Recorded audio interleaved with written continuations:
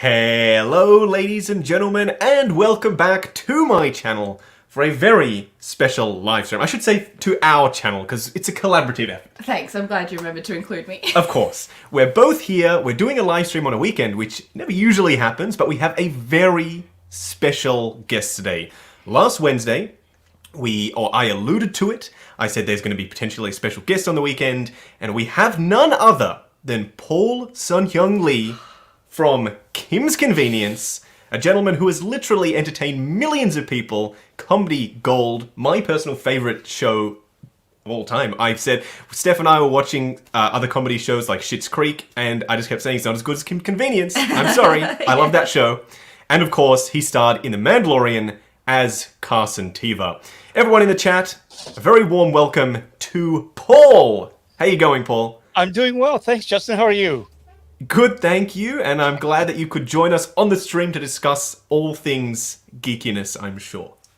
Well, thank you so much for reaching out. And hello, Steph, I love your shirt. I love your Thank shirt. you very much. Both of you. That's fantastic. I went Thank non-Star Wars today. I've got my Ghostbusters shirt on. I love it. You've got your name. I love it. Yeah, I've seen that cosplay. It's awesome. Yeah. Thank you. Thank you. Yeah, this shirt was gifted to me by the Alberta Ghostbusters. Nice. I've got a really great group of friends over there, and so happy to wear the shirt and represent. And in fact, yeah, I wore it today actually because I was going to pick up from. I'm in a small cult group as well, and I had one of the members. He picked me up one of the Hasbro, the new Neutrona wands. Oh yes, yes. For Afterlife, which has been delayed umpteenth time, but they've released some of the products for it, and so I ended up getting just picking up a Neutrona wand from him, and I totally. Yeah, I guess that must have inspired me to wear this shirt. So That's awesome. I've seen that Neutrino one actually before. I'm tempted to pick one up myself. I'm not like I'm a Ghostbusters fan. I have the Blitzway 1/6 scale Ghostbusters. I've been tempted to maybe at one point pick up the Blitzway 1/6 scale Ecto 1. Right. But I mean, it's very big, so I don't know. But the Neutrino one is a good start. Are they making a Ghost Trap as well? I think they're making a Ghost Trap.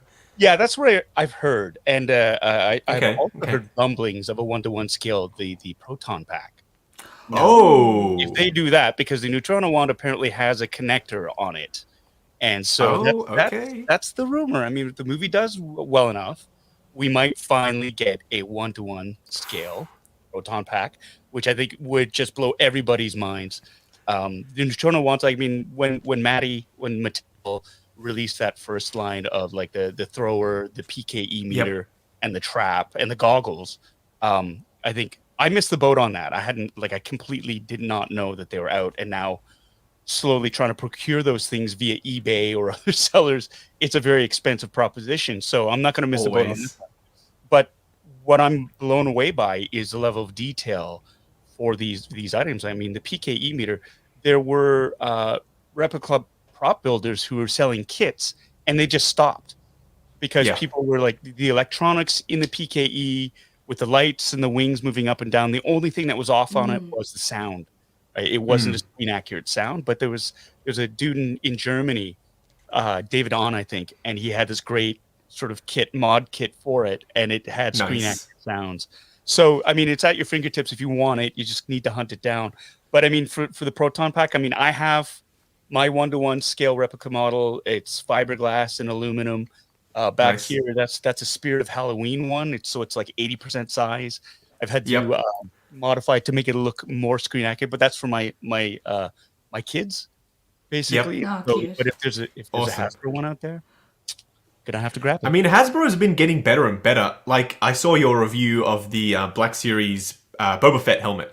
That was actually scanned off an original Boba Fett helmet. Like, for Hasbro, which is like a big multinational toy company, to do that and get that level of detail is pretty crazy. And I think they did the same thing with the Mandalorian helmet as well. So I wouldn't be surprised if those Ghostbusters props were getting the same treatment, which, I mean, for a company just to come in and relatively low cost, but super high quality, and it's durable because it technically has to be made durable enough for kids, so you can wear it at cosplay and not have to worry about it breaking. I mean, what more could you ask for, right? Like, that's awesome. We're living in a golden age, I think, of collectability, playability, and all these different things. Now, The only thing I would say is just the amounts that are produced, because we're at an age now. I think the older, more savvy hunters out there go and they scoop up a lot of They things. do,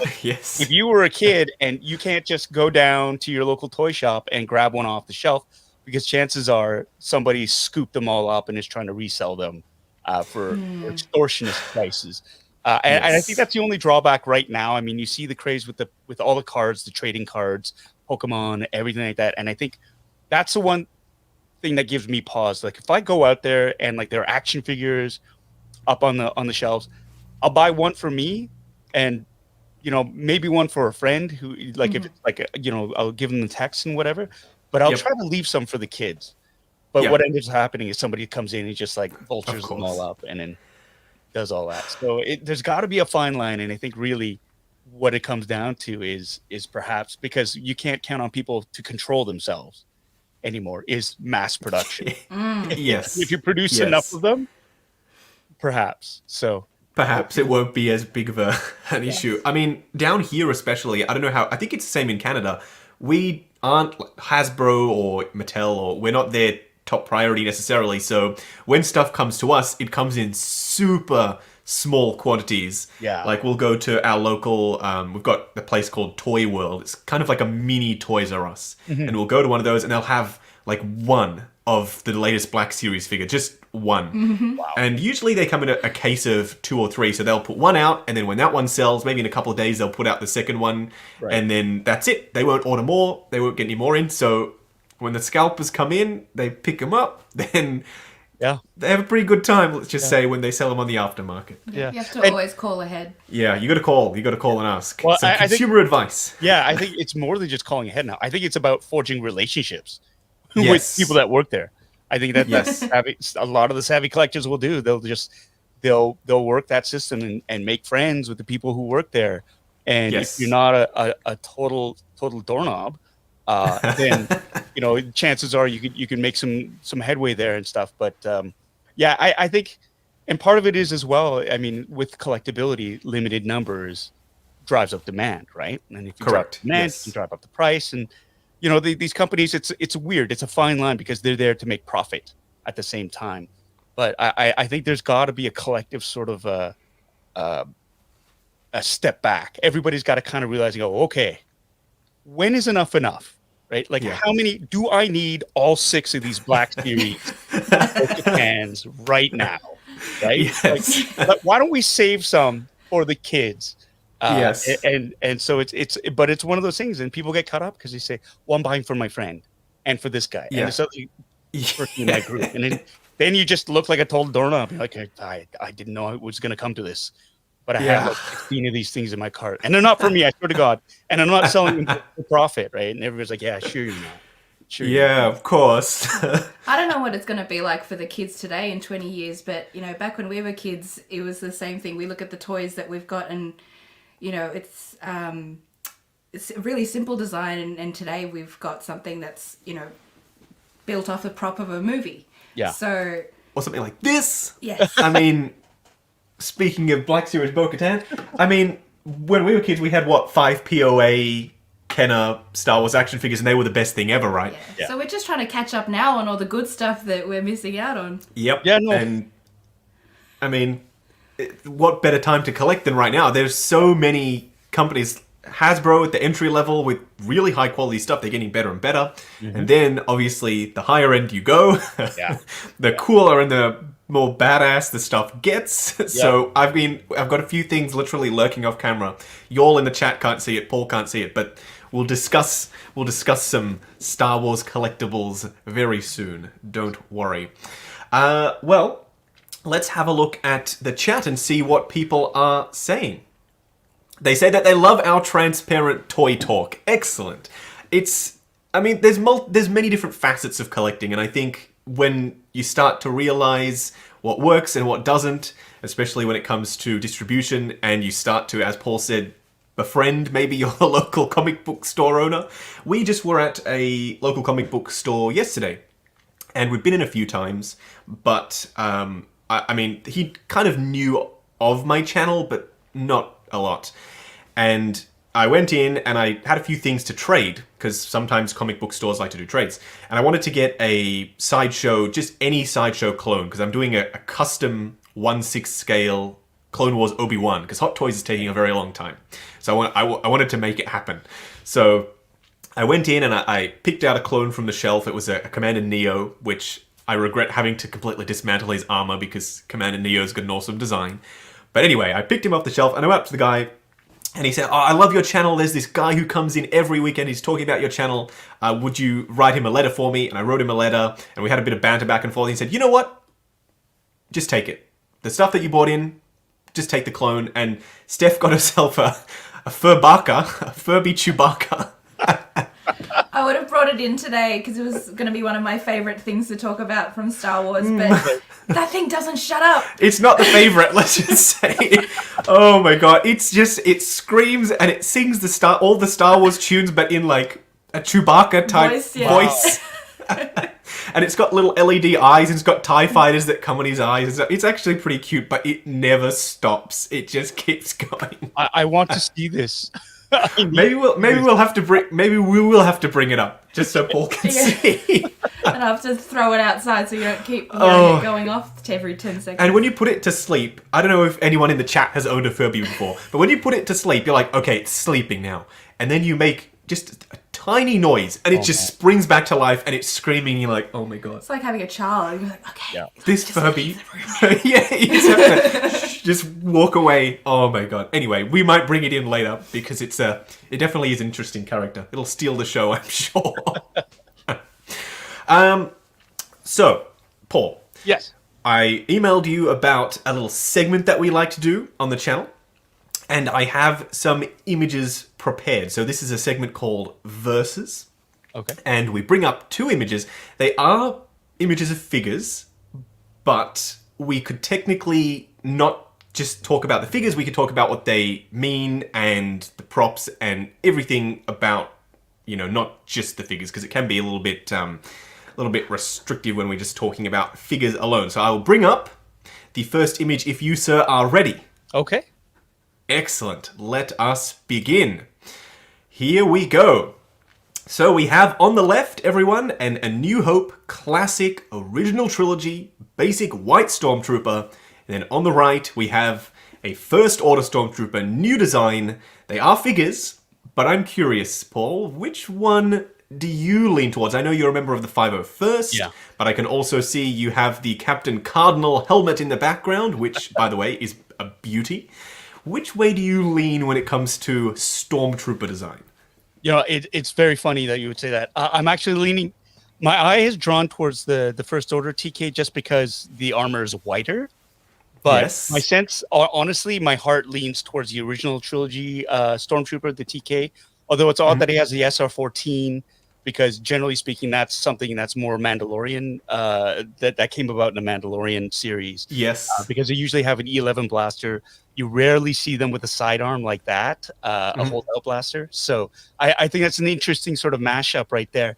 But there's something iconic about the TK, the original TK design. And you see, it's nice to see that lineage sort of carried forward with the First Order. You can see that it's supposed to be an upgrade.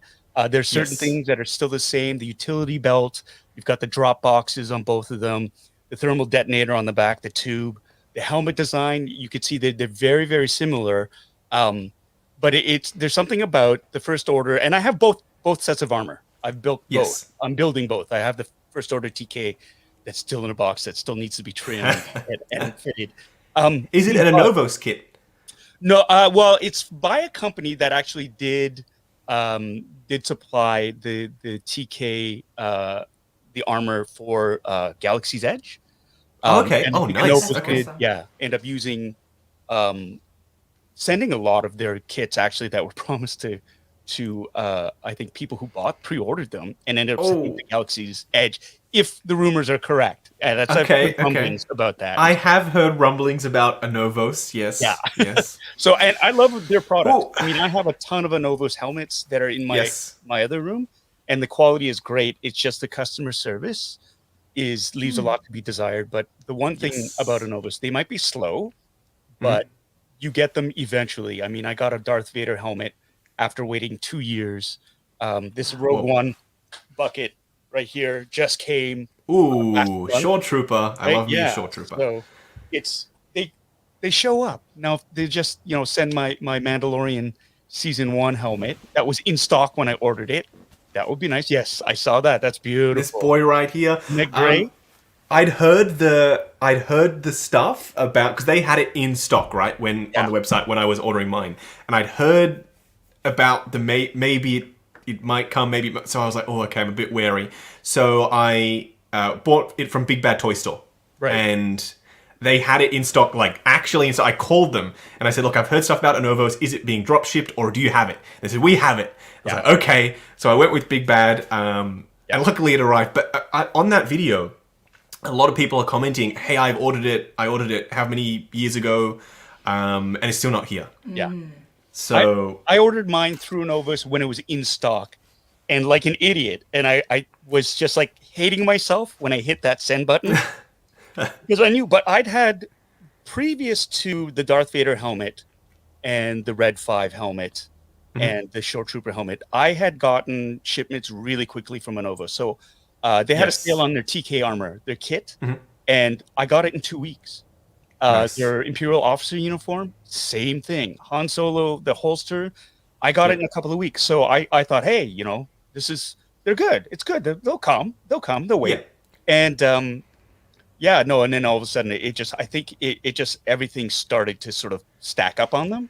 And it turned into kind of a Ponzi scheme where they were using money from pre-orders to pay to get stuff that had already been like shipped out. I know they had a number of quality control issue problems with the factories in China. They weren't happy with the stuff that they were getting, and so that was delaying a lot of shipments and whatnot. But I think what really got everybody was the lack of transparency, and people were starting to get really mad. And I think a lot of people in the props community, if you're buying something, you don't mind if it takes longer, as long as you're being communicated to, and you're not feeling like they're just giving you a line. And I think that's what happened. But I think with the Novos too, I don't know, I heard rumors that they lost their Star Wars license.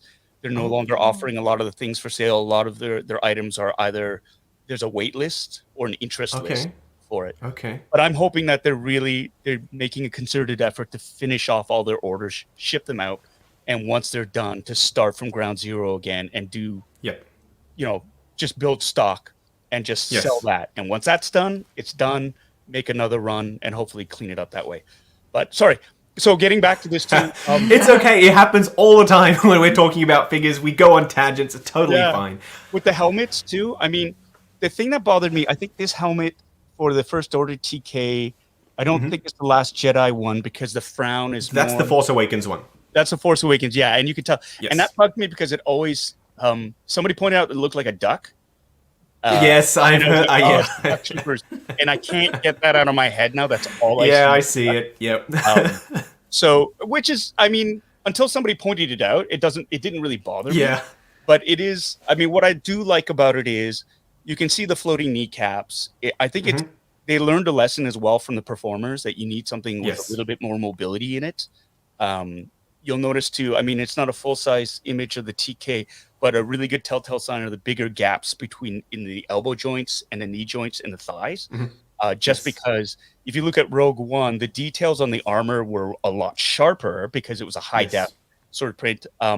But you also noticed that they needed more mobility so they could run and do the stunts and get blown up and flipped over and whatnot. And so if anybody's ever worn the cosplay for that armor, there's a term called armor pinch, and it's horrible. It's like the two pieces of armor pinch in your body all over, like behind your knees, your tricep area. It's the worst feeling in the world to have that and sort of be crying underneath your helmet. But so I think it's really, I don't know, there's something iconic in even the background. He's on an Imperial installation. It looks like the Death Star corridor. You see just the lighting on the panels. And I'm just trying to look at the helmet details, whether the blue, it is an original trilogy just because it looks like the blue stripes are painted in instead of actually having the grooves put in there. But and there's something, the stormtroopers back in the 70s were like 5'6" and 150 pounds because they were all British ballet dancers, basically, right? Yeah. So Wow. that's why you look at a lot of the armor, like for a lot of members of the 501st, they don't fit that body size, right? They're Yes. generally bigger. Average size is like 6 feet. The average weight's 170 pounds, maybe a little bit heavier. I'm certainly way bigger than that, just in terms of weight and stuff. So my building mine, it's like, oh, I'm gonna have to put a shim in the sides to get them to connect there, right? So it's all about proper proportioning, right? And a lot of the original armor, if they try to recast it and have people in North America wear them, it's just too small. Doesn't really work, right? I mean, you can say it's screencasted, but then it's like doesn't look right. So you got to pick and choose which battle you want to go with. Yeah.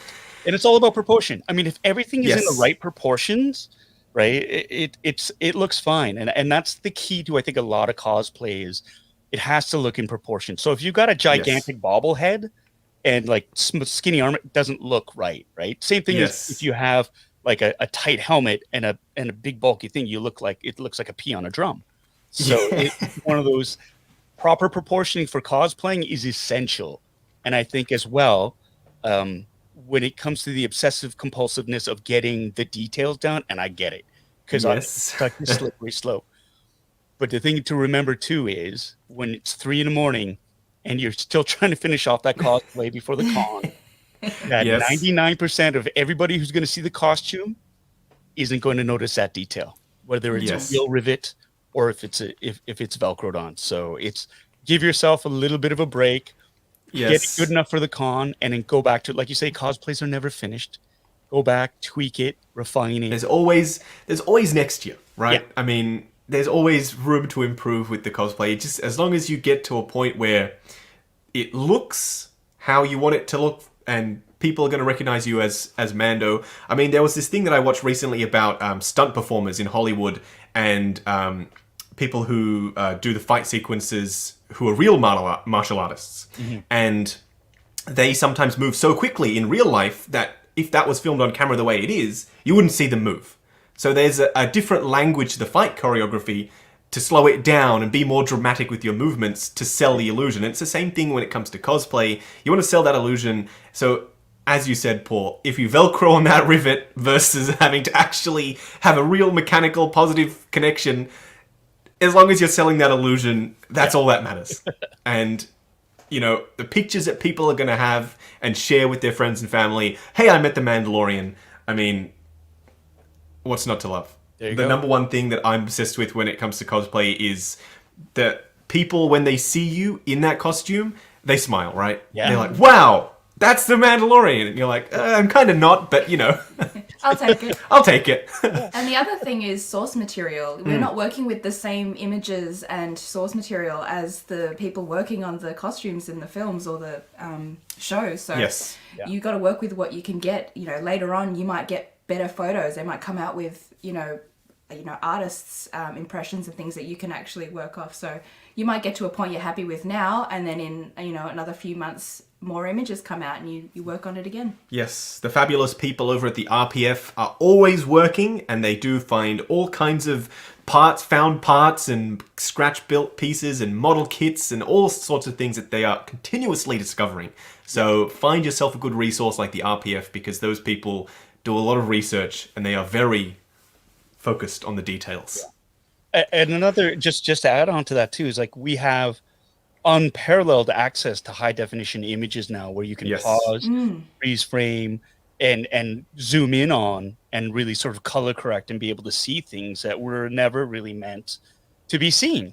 Like a big example of that is like in the final 2 episodes of the Mandalorian, when the stormtrooper, when they pull in and they've got the E-web cannon. And somebody has freeze framed the shot, and you see the armor being pulled apart, or it wasn't even connected, and say, well, this is, you look at it, and you don't notice that when you're watching it in real time, because you're focusing on the cannon, you're focusing on the arms grabbing it, but then somebody's done a screen cap grab of it, and you see like the armor's like the chest plate spread wide open. And that's to facilitate being able to bend down and pick the damn thing up, because if you ever want to see armor, you can't do that without a little bit of leeway, right? Yes, So yes. part of it is illusion busting as well. Yep. But the keen insight is to see what kind of strapping that they use because it's open. You can go so that's what they use to connect. So you can see. Yeah. So it's Genius. It cuts both ways, but I think it's really neat, and the fact that we do now have the technology to be able to capture all this stuff and study it frame by frame. I mean, that's how they found Admiral Green Jeans, right? In the back. Oh God, my favorite character in that. It was like literally freeze framing, like scanning every frame. Went, hey, there's a dude in the corner. That's awesome, right? Yeah. So, oh my goodness! I wish. Him. Yeah, I know they did. They removed him, unfortunately. But another good resource is often figures, right? Hot Toys has access to most of the time the actual costume. So when you see an image like the Stormtrooper right here, you can get actually a physical, tactile version of that thing. And I mean, it might not be 100%, but it should give you an idea at least of how it, because it has to move as well, give you an idea of the concessions they've made to be able to get joints to move and bits and pieces that can move around. So figures, I found, are always quite a good resource for this sort of stuff. I do have a burning question for you, Paul. okay. You were on set, obviously, The Mandalorian. I have said I've argued black and blue that his flight suit is brown. You have to tell me, is it brown or is it charcoal grey? Because this has been a topic of debate for so many videos now. Is it a brown flight suit? Do you know? Do you remember seeing it on set? So here's the thing. I did chat with Pedro Pascal. Okay. Like I did, and it's that whole thing of I was not staring as looking at him the whole time. I was looking at his face and chatting with him. And he's a wonderful. He was very warm and very generous with his time. Very friendly.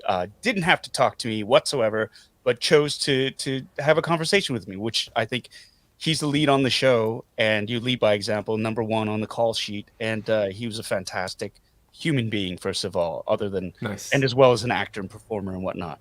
My recollection is oh my God, it's I'm trying to look back at it now, and I think it was brown. I think it was a little bit brown. I'll take it. I think so. You got to remember the show's colorized. I mean, as well. we'll bring in this boy right here. Yeah. So here we have the Hot Toys Mandalorian, but his flight suit. There's a little bit of. It's always interesting when you dissect things like this. So this is. I had a spare one because I wanted to convert it to the season 2 look. Right. And when I took off the flight suit, the underside of the flight suit was brown, and it turns out they sprayed the outside with a charcoal grey. So initially they were going to make it brown, and then they went ahead and changed it last minute, which I don't know why they did that, but I just removed the grey paint, and now he's the brown, more accurate to season 2, I think. We can't confirm, obviously. So, I mean, I think it looks right, because with the grey, it's just grey, and then the Beskar's got a bit of a gunmetalish grey colour to it as well. It's just grey on grey, and it kind of all just blends in. I think the brown, to my eye at least, looks right, although this image, I admit, is very tiny. We're just on the side of the screen. We'll bring him in again later, I'm sure. But that is good to know that we think and this is based on me meeting him back in October of 2019. And I was, excellent, gobsmacked in terms of just in awe, because I'm there. It's Horatio Sands is sitting there in full makeup, and having a conversation with him, and Gina Carano was there too, and being directed by Carl Weathers, and just I felt like Alice in Wonderland, Cinderella at the ball, all those things, because I'm in a flight suit, rebel pilot's outfit, with a bunch of other people dressed up as Star Wars characters, and these are, I was starstruck. Yeah, I can imagine. Yeah. Hey, Paul. Speaking of you being in the costume and having that whole experience, was there anything about your character that you got to make the decision on, or you got to contribute to? Yeah, I mean, there wasn't much to him in terms of the script, I mean, Jon Favreau and it just in terms of backstory, right? And John and Dave were great in terms of explaining who they thought he was and what they were looking for and the tone that they wanted. They let me sort of fill in the gaps though, in a sense. And so it took me I think it took me about an episode to really. I was in 2 episodes, and it took me a couple of scenes to really just sort of find where he landed. And the really cool thing is we shot the second episode I was in first. And then the first episode, my character makes an appearance. We shot afterwards, right? And so that's when I kind of found out where Carson Teva landed and where he was at. And so like it's a weird thing because I had a friend, not a friend, somebody point out to me, said your voice sounds different from first, in the first one to the second. Like, did they get somebody overdub you? And I said that's a good catch because I actually found his voice second time around. It was like, okay. The first time was just like in Los Angeles working for the first time. Carl Weathers is directing. There's Jon Favreau, and I'm just like, my head is spinning, and I'm just trying to remember my lines. I want to hit that scene and make it work, right? And so it's just there was that. We did so many different takes, and I got really great redirects from both John and from Carl. Nice. In terms of what they film it, they shoot it like a film. They want variations, right? And so they say, do it this way, try it this way, play this, play that. And that's my job as a performer. I came in with my choices. They let me do them, and then they gave me redirects on them. And so it really is kind of a collaborative effort. And then second time through, I think anecdotally, the first time through, people were kind of like, can this guy act? We don't know. I mean, he's from Canada. Come on now. No, seriously. I mean, I really? know that's the sense that I got from the crew because they're like, who the hell is this guy, right? That's cool. I mean, it is. It's sort of like it's one of these things where, Kim's is big in Canada, but it wasn't big in the States yet. Fair enough. And it's like, in Los Angeles, that's where real superstars and celebrities are, like the big names are there, right? So, you get some fairly obscure guy coming in to play this part. You're like, well, who is this guy? Oh, friend of the producer. Oh, I get it, right? So it's like, act. And so it's a bit of that. You get a little bit of that sense. I mean, and this is just for my own, not that anybody actually did that to me, but that's the feeling. Yes, yeah, just the sense, yep. Yeah, and after we shot that scene, I think everybody just kind of relaxed because, like, okay, yeah, he didn't just fall off a turnip truck. Like, he can act, and he can take notes, and he can deliver on those notes. And so, like, it was a way more relaxed. So the second time I showed up, I was way more settled. I felt more grounded. I felt more self-assured. I didn't have to prove myself. Nice. And I wanted to do good work. And so, yeah.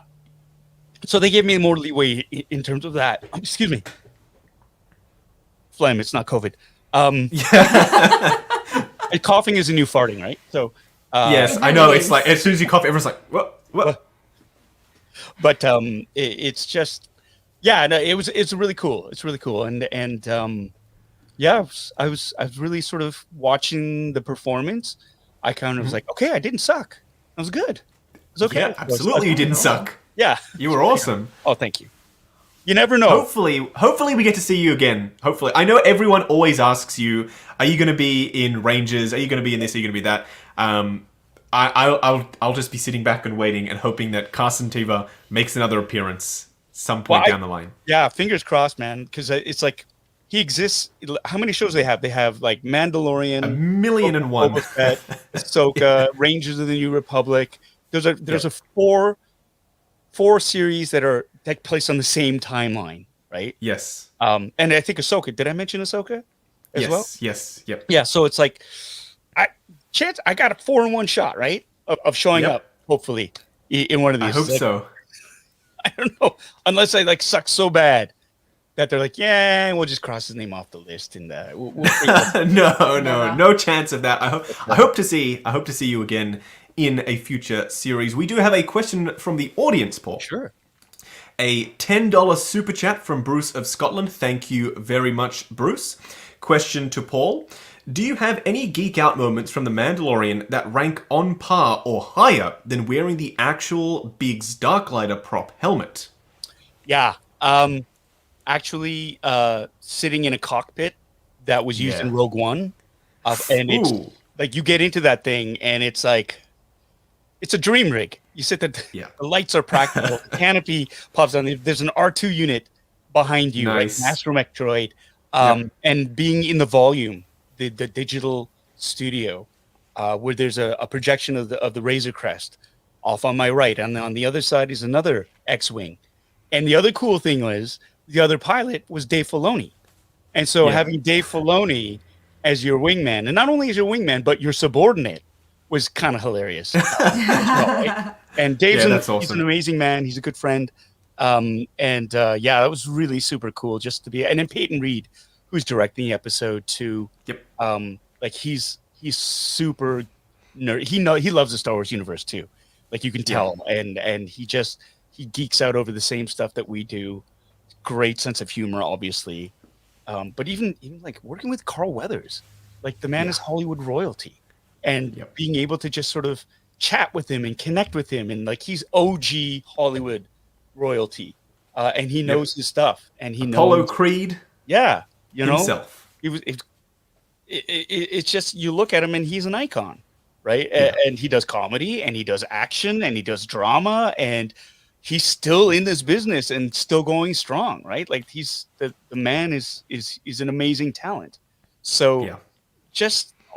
So many of these moments are pinch me moments, and meeting Jon Favreau and having him show me around the set like a kid who's showing off all of these great toys, right? And not to brag, but just to say, isn't this cool? My cup runneth over, and I was getting paid for it, which was another thing. So like every best part, every second I spent on the set of The Mandalorian was just like unbelievable. Nice, excellent.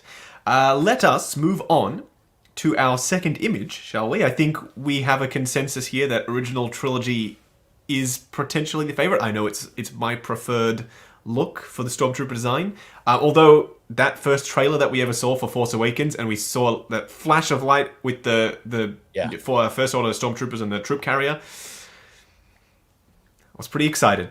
So I still do. I have the entire range of First Order Troopers that were released by Hot Toys. I have nothing but love for all Stormtrooper design. Yeah. This is a figure-related question.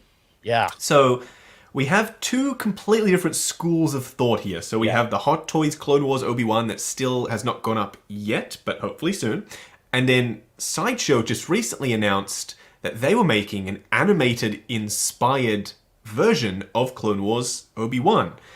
Which way do you lean, Paul? Do you lean more towards the realistic look, even though that's not what we saw in Clone Wars, or ripped straight from the source material, animated Clone Wars figures, characters? Yeah. Which way do you go? I'm ripped straight from the animated. For some reason, it just looks more correct, for lack of a better term. It's just whenever something that is 2D that gets fully realized in 3D, I think it's your brain needs time to process that, but I think for me it just feels right, if that makes sense. It just clicks. Sense, right? Like it's just like that's the Obi-Wan that I know from the Clone Wars, from the series. The only thing that I kind of wish he would have was the armor that's in the realistic version. But it's a tough road to hoe in terms of wanting to have, because if you have the more realistic version, he fits in better with if you're collecting all the other toys, right? All the other figures. And that's the thing. I remember on Star Wars Day, I did a live stream on Kevin Wong's channel, Toying Around, and he had some Hasbro people in. And their Black Series, the 50th anniversary, they were going for a hybrid of, inspired from the animated series, but a little bit more photorealistic. So it did fit in with the rest of the Black Series figures. So if you were going to be doing photography or scene building or maquettes or whatever, like it wasn't too jarringly out of place. And I think that's really cool. But it's sort of like, and if you want that, I think they've done a great job of it. I just kind of wish he looked a little bit more like Ewan McGregor, photorealistic one. But it's still, it's a stunning sculpt, and who it is. And it really Absolutely. does come down to what you prefer. And in this point too, if you're going to take it straight from Clone Wars, I'm going to go with the angular, cartoony looking that beard that comes down to it. I think Count Dooku has the beard game one with that super long pointy beard. I would love to see him made into figure format. But before Sideshow showed this animated Obi-Wan and their Anakin, they showed it as well. I would have said that I was realistic all the way, but since they've shown these animated figures, for some reason I can't stop talking about them. I love the look of them. Even the hands they've done in that animated blocky style. The same thing with the feet. I mean, it looks fantastic. Yeah. I'm all in on that Clone Wars animated line. I spoke to the senior VP of marketing at Sideshow recently, and he said, he couldn't really tell me anything, but he said, I hope that this line goes for a long time. So I would love to see Count Dooku. I would love to see an Ahsoka. I don't know how deep they're going to go, but I would love to see them all. Maybe some animated style clones with those really thin proportions, the animated style. That would be awesome. Yeah, no, absolutely. I'm hoping. Bad. Yes, Hot Toys with the Bad Batch. They've announced Echo. They've shown Hunter. Yep. Yeah. I want that whole crew in 1/6 scale. I think that'd be awesome. I would love to do a Hunter cosplay at some point. Maybe I'll have to... I've only got a resin 3D printer, and anyone in the chat who knows anything about resin printers, they're not very big. So I unfortunately cannot print full-scale pieces of armor, but maybe I have to invest in a regular 3D printer like you, Paul. I saw your video making Star Wars props 3D printing. Yep. Maybe I do need to get back into the 3D printing game with non-resin. Well, what I love about resin too, though, is the detail. The fidelity, Yeah, you can get that. You can also get bigger. I mean, they're starting to come out. You can, yes. Ones. They're starting to come out. Or just invest in a really good slicing program. Yes. And do it. But I mean, with an FDM printer too, what's really cool is in terms of like if you're a big fan, or if you're not a big fan of sanding, a lot of people now, they're using resin. And I think that's, of course. It's genius. How did we not think of this before? Like, what? It's genius. A couple of coats of resin on the outside. It provides a really nice, sturdy layer to sand and smooth coat. I don't know how we weren't. I don't know how we weren't doing that before. Like, it just makes your life so much easier. Oh, everybody loves the repetition of sanding. Yes. I mean, maybe that's why I sold my last 3D printer. That's pretty much. Primer filler in the lungs because, of course, always wear a mask, always wear gloves. But that's, I mean, you don't do that. In a well-ventilated space. Well-ventilated space, but then you find yourself in the garage with no mask and no gloves. Anyway, always take the proper safety precautions, people who are watching, if you are sanding and printing. We do have another question for you from the audience, Paul. Sure. From Nicholas, who is actually a moderator for the channel with a $4.99 super chat. Thank you very much, Nick. Expanding on the last question, what is one piece of Star Wars universe you wish you could own in real life? It's a very difficult question. Yeah. It's just like giving a starving man a menu. All of it. All of it. Like, yeah. I mean, and I think like one piece of the sort, like something that actually functions, or are we talking a prop or a souvenir? Let's go full fantasy mode. Anything that works? Fully functional, that works. Although that lightsaber that Disney just teased for Galaxy's Edge, oh my god, my mind was... I watched that clip, that 30-second clip about 50 times. Have you seen the breakdown of how it works, though? How it actually works? I haven't. It's quite ingenious, but okay, I'll need to check it out. You can't... If you go to hit something with it, you're wrecking your lightsaber. Okay, but okay. If you want to like freak everybody out and just have it extend it and retract, Bob's your uncle. I'll need to check it out. Basically, it's like the tape measure, like this whole idea, and see how it's curved. So there's two mechanisms, except the curve of the tape is much it's more concave, and they have so they're on both sides. And there's an LED. So when you activate it, it motorizes up, and it's an enclosed blade, right? And because it's translucent material, and then when you turn it off, it just comes back down. Now, I don't know about the rigidity of it. I mean, obviously, it's rigid enough that you could probably, do a few moves on it. But I think if you actually go to hit something with it, you're gonna get the good old-fashioned. Yeah.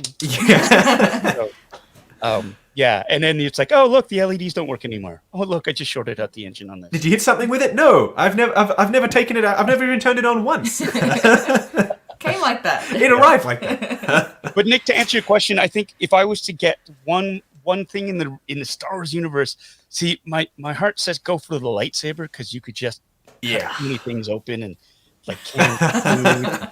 Just use it for everything. Yeah. But how practical is that really?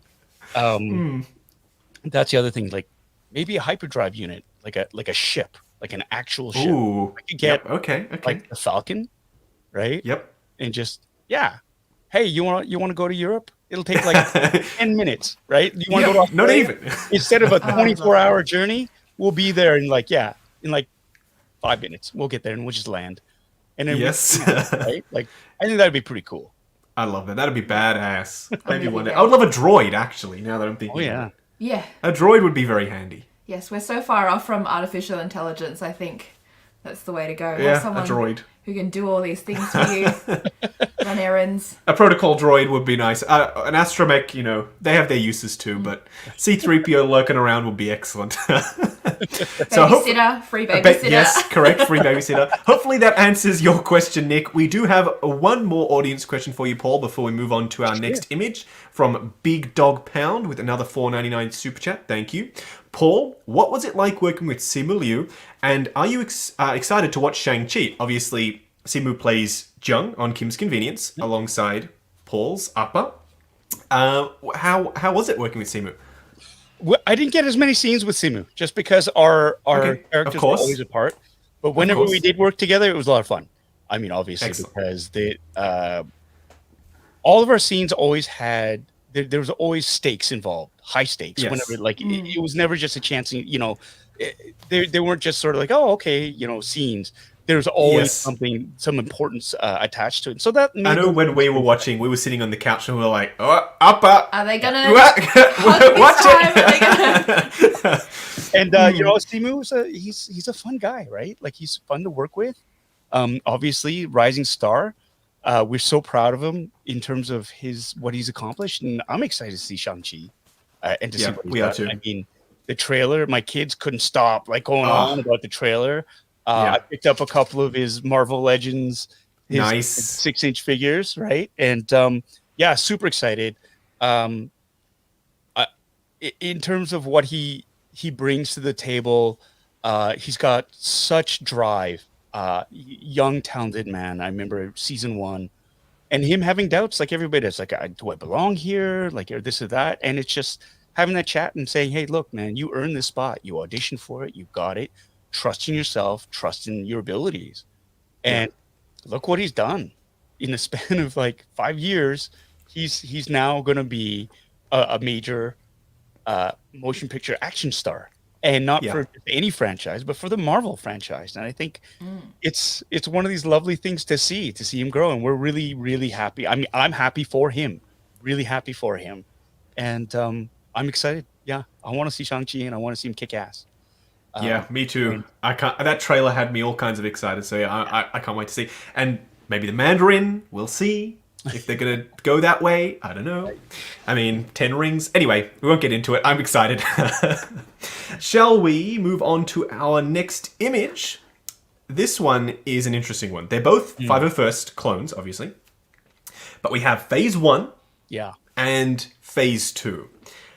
I am very partial, and I honestly couldn't tell you why. I'm very partial to the Phase 1 design for a clone trooper. I love that visor, and I love the fin out the back. I don't know why. There's just something about it. And the really long mouth. Obviously, Hot Toys have got a little bit more stylized with their design, but I still love the way it looks. Right. Do you have a preference, Paul, when it comes to clone trooper design? I do. And I'm going to go off the beaten path here because I really like Phase 2. And, it really is it's that evolution of the style. And that's more of you see the two little Hovey mics right there. The vocoder in the middle. That for me, it's getting there. You can see that. It's very close. Yeah. And so the Phase 1 design was great. It looked like a bunch of Mandalorians. to me, or a lot of Django. And so you see where the reference is right down to the jetpack. Yes. Amazing. And it's great. I mean, I like it's a great design too, but there's something about, I think, again, phase 2 that just draws my eye. And it's simply just that the frown isn't too big. It is, you see that where it's growing, and it's still that visor, because it's the eyes are separate, but you're getting closer to that next step. That, and I think the paint, I think phase 2 clone troopers started to get a little bit more personalized.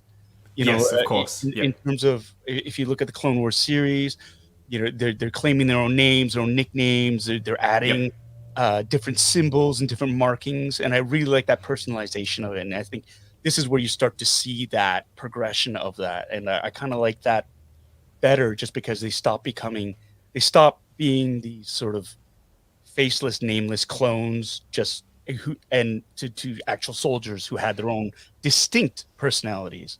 And so I think that's where I'm kind of going. And I think they look more mean in phase 2. There's something about that getting closer to the Stormtrooper design that, I don't know, they just look more mean. That image right there, I think, tells it all. That guy on the right, you don't want to mess with him. I think the phase 2 design is more mean. Something in the eyes, something in the frown. Like Paul was saying, the phase 1 was just a bit too faceless, a bit too, simple clone design. He's crisp. He's got a very sharp front point to him. And I agree with you. Phase 2 is a little bit more spicy, but I don't know. I'm still phase 1. I'm still phase 1 obsessed. I still love the design. And there's nothing wrong. I mean, it is a great design. They just, to me, they look more like robots. Droids. Yes, okay, I see it. Yeah. Instead of like humanoids. So yes, I think that's part of it too. Is just that helmet makes it look a little bit too much like like the battle droids that they're fighting. Yes, I agree. It does have a robotic sort of look about it. I will agree. But phase 2, definitely more intimidating. Yeah. As you can see, he's about to storm the Jedi Temple there. He's looking all kinds of mean. The angles, too, like the shoulder pauldron and everything, it's starting to look more humanized. It's like almost like a musculature shape to it compared to phase 1. So you're right, it's more humanized. But you can't go wrong with either. Let's just say, for people in the chat who like both, you cannot go wrong with either design for a clone trooper. We have some Mandalorian goodness here. We have the Durasteel OG look on the left and the Beskar armor on the right, both from season 1. Paul, which way do you lean? Are you more a fan of the shiny chrome Beskar look? Are we going with the ragtag, down and dirty, gritty OG Mando? There's something so lived in and so honest about Star Wars. Like it lived in. But that being said, like that, the big thing that really struck me the most when he showed up in that cantina with the shiny new Beskar was, everybody looked at him, was the thousands of cosplayers who were just about finished the Durasteel builds. No! Oh, now you've got to go and restart the whole thing. And I loved it because it's, when he gets, for me, that's, as a Mandalorian, to have that Beskar reclaimed is really reclaiming a part of his identity. And so it was kind of cool. It's like, at the very beginning, he had the Beskar helmet, and that was it. The pauldron was off a shore trooper. Right, you can see even his handguard look like it's from a shore trooper, right? The gauntlets are they are what they are, but you saw after that battle with the the horn beast, Mudhorn. The Durasteel just didn't cut it, right? I mean, no gigantic creature that's putting its full weight into it, but him like just trying to repair it and stuff like that, you could just see the integrity completely failed. Whereas when he's got that Beskar, which belongs on a Mandalorian, I think there's something to that where he's just sort of just really reclaiming where he's from and putting his stamp on it, and what I love too is like it doesn't stay shiny, like it's getting beat up as you progress through season 2. You see it get dinged up and dirtied, and whatnot. And I love that. And I love the fact that his clothes, like his flight suit underneath, gets all ragged too. And like you can tell, he's been through a bunch. So I wonder if they're going to go the route with, they're calling it re-armored Boba Fett now. He's got his good new paint job. I wonder if Mando's going to eventually get his own identity with a paint scheme for season 3. And then the cosplayers all over again. I would love to see him get his own color scheme and not just be a chrome silver, because I know apparently there were a lot of challenges with the chrome and shooting that on set with reflections and whatnot. So maybe for just practical reasons alone, he might get a paint job.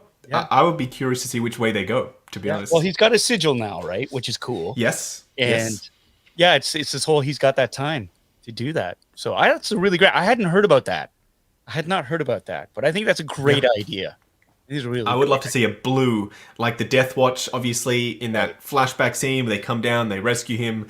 I would love to see him adopt a little bit more blue. I don't know. Blue's my favorite color.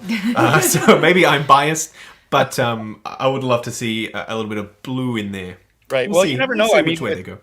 With Filoni and Favreau, I mean, they do the deep dive with the nerdy stuff, right? And they're coming up with the backstory. They were writing the backstory for during the Clone Wars, you know, the Siege of Mandalore and whatnot, and Satine and Bo-Katan and all these characters. So you can, if they do go in that direction, you know, it'll be really well thought out and something echoes to where he came from, but something more individual as well, because he's no longer part of that coven or that covert. Sorry.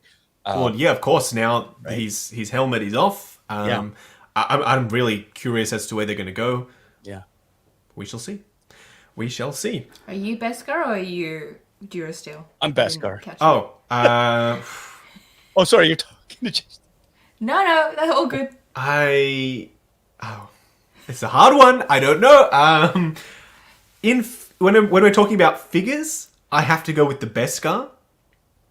If we're talking about in the show, I mean, there's a reason that I did my cosplay as the Durasteel. I don't know. I just love the beaten down, war-torn look of the armor. Yeah. But I also do have a shopping bag with a bunch of Beskar armor parts that I have to finish downstairs. Guess what he needs to do? Sand them. Yes, I need to sand. I need to primer filler. Actually, no, I'm doing the resin trick this time. I'm not going too heavy at the primer filler. So I do have to finish my Beskar Mando cosplay at some point. But I need to get some Illuma paint. I'm pretty sure that's the one that they used in the show. Yeah, very expensive paint. Very pricey, so we will see which way we go with that. I'm pretty sure this is our... there's one more after this. Yeah. We have Boba Fett from Empire Strikes Back, and we also have 2 different versions of Boba, obviously, in the Tatooine robes look, and also the fully weathered, destroyed armor that we see him in before it gets so beautifully repainted. I'm a huge fan of that clean look. But which way do you lean, Paul, in terms of Boba's portrayal in the original trilogy versus how he is now in Mando? I know it's a big jump on... Yeah. You got to give me 1 second. I got to let my dog out. Okay, yes. It's late at night. No problem. Everywhere, and he's staring at me, and he's going to start... I'll be back in No problem. Go back to the other one. This one right here. Yeah. Don't you think it just, OG Durasteel is the way to go? I mean, obviously Beskar looks sick and it's what, he's meant to wear because of his background. But I just think it's meant to be filmed sort of in the style of a Western. Boba sort of had that also rough and ready kind of look going for him. Correct. And that's what people were really excited about, that this was kind of like going It shows that he's got like a story above and beyond what you've seen. Yeah, exactly. All these pieces that he's picked up over time, and he's just made it work because he didn't have any other way, and clearly he's had it tough. That's the part I like. It's a rough life for a Mandalorian. Luis, we have a super chat from you, sir. Thank you for the $5. If Sideshow continue to do the Clone Wars animated style, I would love to see Darth Maul and Ahsoka. Yeah, me too. I would be all in on both of those two. I hope that happens. Luis, I will pass this message on when Paul returns. Just wanted to say thank you for all your awesome content and this wonderful chat with Paul. Paul, you have returned. I was just answering a super chat. They were thanking you for joining us for this wonderful chat. Great. And a question that I've seen asked to you many times, and I think we answered it earlier, but Mr. Holbrook, $4.99 super chat, are you returning in season 3 of The Mandalorian? Fingers crossed. Like I have no idea. And if I didn't know, I couldn't say. So there you go. You have the answer, Mr. Holbrook. Hopefully we see Carson Teva once again. So Boba Fett. Yeah. Which way do we lean? It's interesting, it's because it really is two different actors basically who are portraying it. Like you have Jeremy Bullock, yep. Empire Strikes Back, and it's and the body types are different too. I mean, obviously Tamara Morrison is older now than he was. The look of the art, it's funny because the Empire Strikes Back, the Hot Toys, for whatever reason, I think Robot Chicken must use the Hot Toys version of it for their animation because that's all I see is the Robot Chicken version of Boba Fett. Okay, I see it. And it makes me laugh. I don't know. It's one of those things. There's something about the Tamura Morrison, like the Mandalorian, because it's like it's been digested. Like it's so. I mean, it's you could just see it. It's been through hell. It looks like garbage, basically. But there's something through that, right? Like where it's just. And to be honest, and I joke about this with toying around with Kevin as well. The Boba Fett from Empire Strikes Back and Return of the Jedi wasn't nearly as badass as everybody wants to make him out to be. Agreed. He was pretty lame. He had cool armor, but let's admit it, right? All he did was follow Han Solo from behind. Right. Yep. Call in the Imperial troops, scooched him away, and then he ended up getting killed. Well, I mean, we thought he was dead by accidentally getting hit in the backpack, and flying straight into the Sarlacc pit. Yeah, that was really lame. And I'm sorry. I absolutely agree. That was lame. I mean, come on. His armor was cool. That's about it. Correct. And it wasn't until the Mandalorian where really he's redeemed. That's the Boba Fett that everybody wanted. Right, that's the one that everybody was like, "That's him," so I think now in a long enough timeline, it's kind of like it took Robert Rodriguez to sort of bring Mandalorian out, and like you could tell this was like 30 years of fury. Oh yeah, I think he said in the behind the scenes that I approached the episode as though if we never see Boba Fett do anything ever again, then I want to have him have his moment. I want to have him do everything I've always wanted to see him do. And he delivered. That scene, I've watched it countless times. Single-handedly took out like a couple of stormtroopers, and he was vicious. It wasn't just like, I'm going to shoot you one. I'm going to rocket punch you in the gut and blow you across and crush your helmet, and it looks like a destroyed. And that's the thing. And even the guys who tried to run away, he blew up their ship. Right? So you kind of go, okay. That's the badass, right? Yes. So for me, I lean towards that because it took Dad bod Boba Fett. And no disrespect, like honestly, no disrespect for that because it's just like he's older now and but he's hard. It's like that hardness that he's out there, and I love that he's just like he's a killing machine. Like he's just and the viciousness that's just under but there's a serenity as well. So. You can tell he's a character that has been through a lot and has this explosive violence to him that he's ready to unleash, but he's totally at peace with it. Pragmatic, frightening, all these things. And I just like, if you look closely at the armor, the screen grabs of it, it's just, you can see it looks like the paint has been like eaten away by acid. And that for me, like that level of detail is awesome. And then with the repaint, when he came out again, all I could hear were all the cosplayers going, "Fuck!" That moment when he stepped on screen and I saw that new armor, I was like, "Oh!" Your jaw dropped. I was so happy. He looked so good. Yeah, so badass. And what I love very selfishly is I could totally cosplay as him now. Because that's awesome. Like, seriously, it's just like, I can cosplay as like older Boba Fett now. And feel like, because again, for me, it's about proportions. There's certain characters I will not cosplay as because I don't have the right body type. right? So Slave Leia is out. I can't because but it's it's also not the comfort of it. Yeah, I reckon this outfit way more comfortable than. Trust me, Paul knows. Member of the 501st in the Mandalorian armor. It's very uncomfortable. Let's just say there's things crashing into other things, and you're getting the pinch, obviously, that we talked about earlier. The pinch, but just a robe underneath now, a cloak, super comfy, and then the pieces. Yep, there you go. I think it's great, and the costumes are hot as well. A lot of people don't realize cosplaying in the Star Wars universe can suck because it's so hot. I mean, I have fans built into my cosplay helmets, my TIE helmet, the Stormtrooper, the TK helmets. They all have fans, so I don't die in them because it's so hot, and I sweat in the shower. So it's like when you have all this armor, and like I'm sweaty by the time I get it on, and that's with somebody helping me. And if you're just standing there, I love trooping in the cold because you go outside and you're like, this is me too, right? Yeah. So it's one of those things. But I mean, I just love the Boba Fett past his prime idea. The fact that he has been through that, and he truly is way more badass in the Mandalorian than he was in Empire Strikes Back or Return of the Jedi. So that's the direction that I'm going with it. He looks great in Empire Strikes Back, but that's about it. He looks great, but that's about it for me. I totally agree. I've said it a bunch of times, and people get a little bit spicy because I say, like, "What did he really do? Like that's memorable?" And he captured Han Solo, but he didn't really because it was Darth Vader.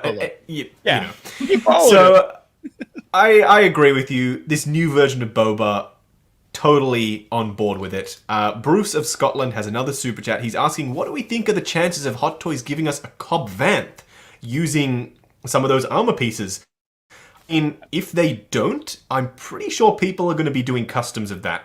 Yeah. You've got most of the trappings that Cobb Vanth was wearing. You just have to sort yourself out an ill-fitting red shirt and a nice slim body, and I reckon you could make it happen. I reckon. I would love to see that. Timothy Olyphant as Cobb Vanth, totally awesome. I would love to see that, 100%. OG fan when Star Wars was just Star Wars. Interesting name, sir. With a $5. I see.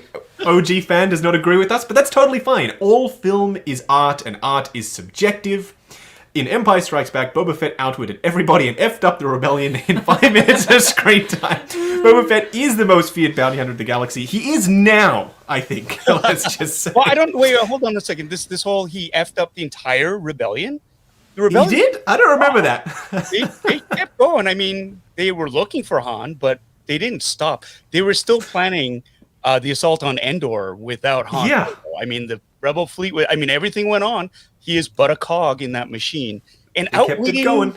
He was smart. I'll give you that. Outwitting, I don't know. I think he outwitted Han. Yeah, but I mean, really, is it that hard? No. He basically followed him. He floated away with the garbage and followed him. And that was correct. A play. He didn't. But I think if he was truly a badass, he wouldn't have called in the Empire. He would have gotten Han on his own and dragged his ass back to Jabba Darth Vader. So. Really, if you call for the Imperials to come and help you out, are you really that badass? He was high on spice at the time, I think. And I'm just giving you a hard time. Maybe. I'm giving you a hard time. I think, yes, absolutely. Boba Fett is, like, he was the top bounty hunter in the galaxy. Like, everybody else, like, what happened to Dengar?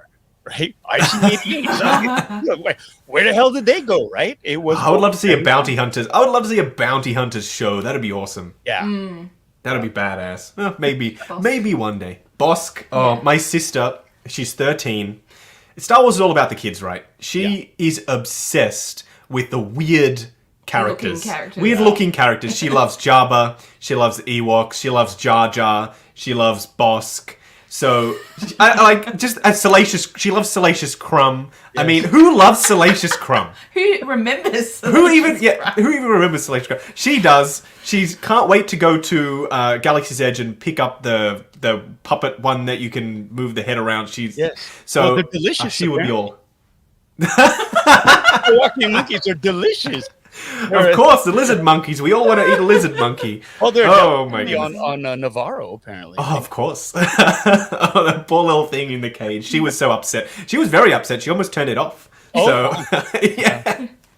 She got over it. But yes, she would love to see a Bosk show. Hopefully one day, a show with Bosk in it. Yeah. And Trandoshans, I don't know. So far, they're really good at being disintegrated, right? So we've seen that. I mean, Mandalorian, when they 3 against 1, they jump him and he disintegrates them all, which is great. But again, it's this thing where you have like 6 seconds of screen time and you're immortalized because it looks cool, right? Yeah. Same thing. Totally I've got badass. a tank trooper armor build going on from Rogue One, and he has 7 seconds of screen time, but the design just is it's like it sticks with you, right? And so this is and it inspires storytelling. I mean, expanded universe. That's why you have so many stories about Boba Fett and Dengar and Bosk and IG-88, and they're made out to be the badasses they should have been. But if you don't read any of those books, they're just a bunch of dudes standing on the deck of a space. Yes, of course. Well, maybe one day they'll get their due like Boba Fett did.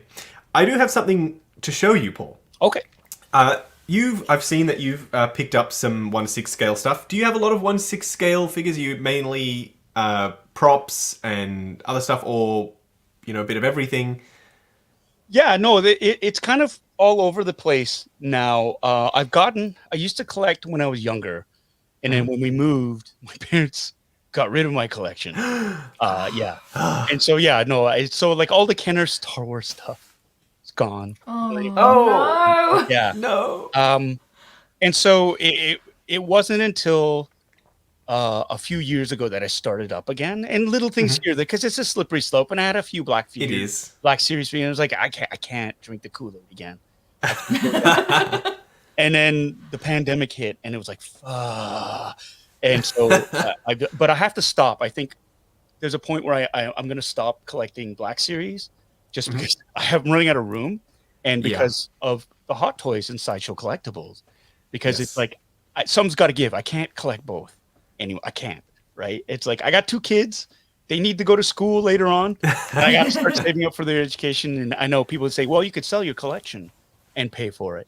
And I kind of go, no. Am I really going to sell my collection?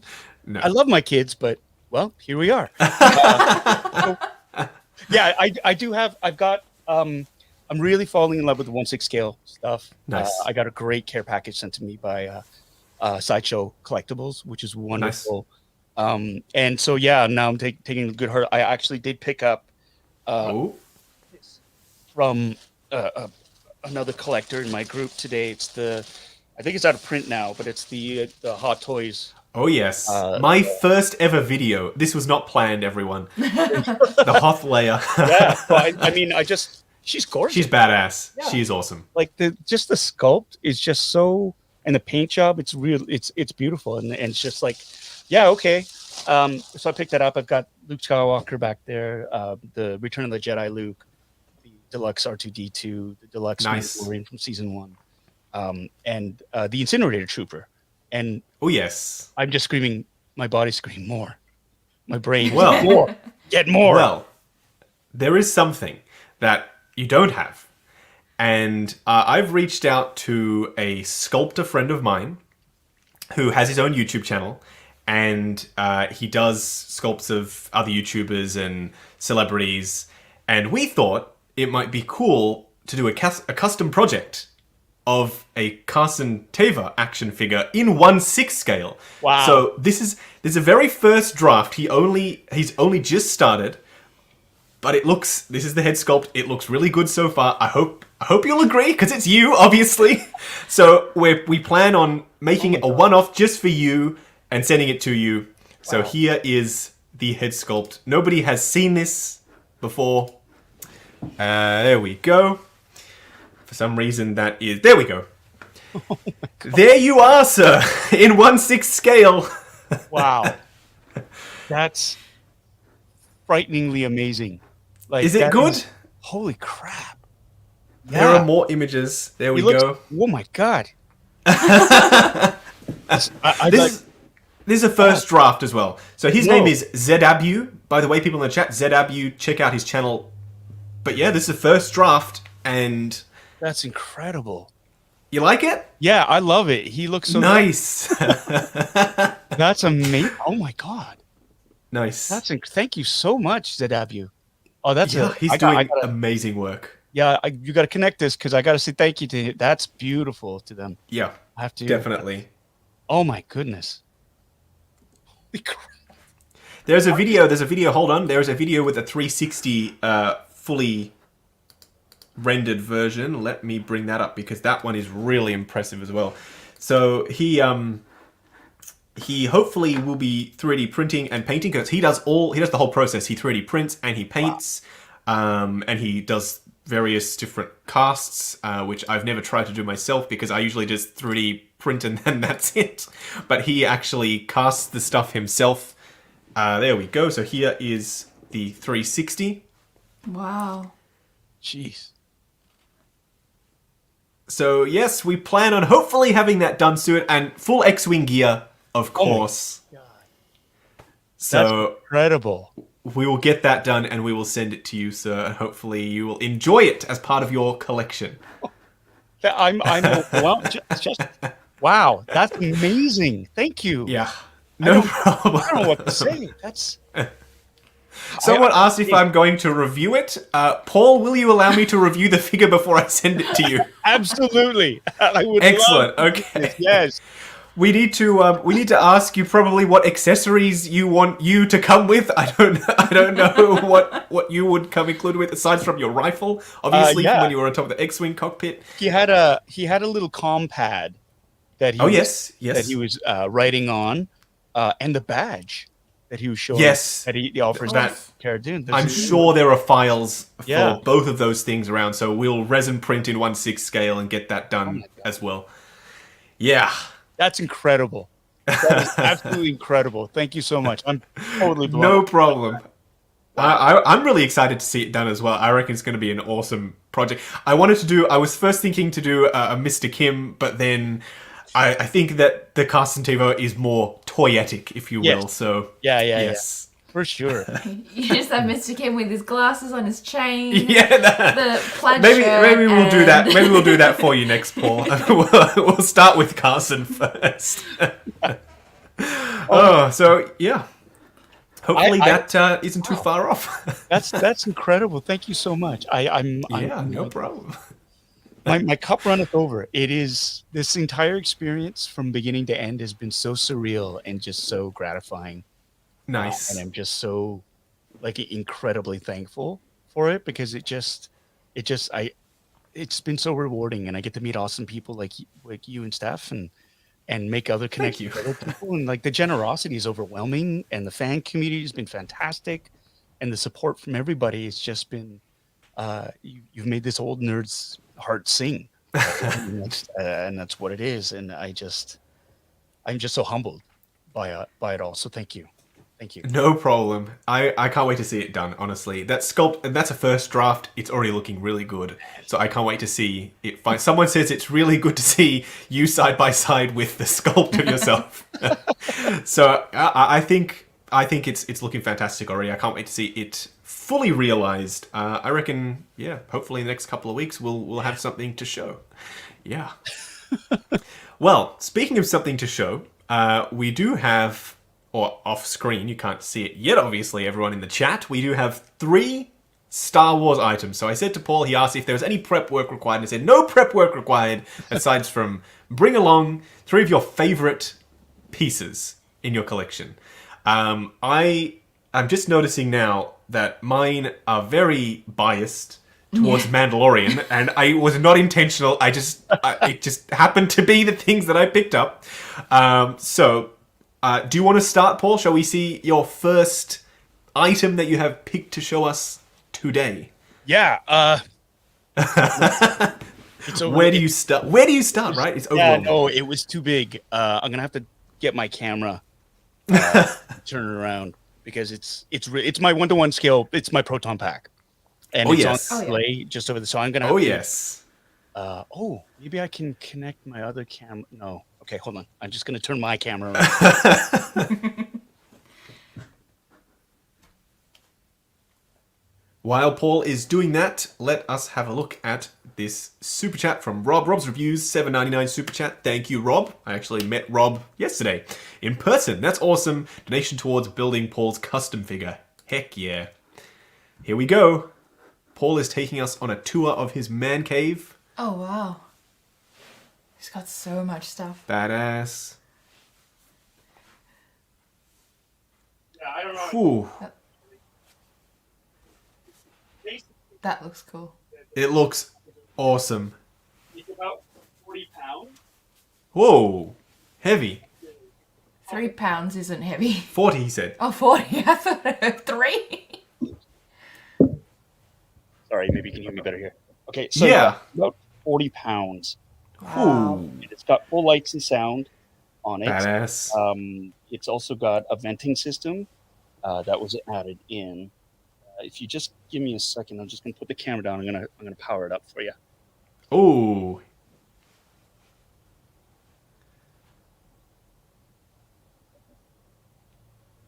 That's this better. Sorry. It's fine. No problem.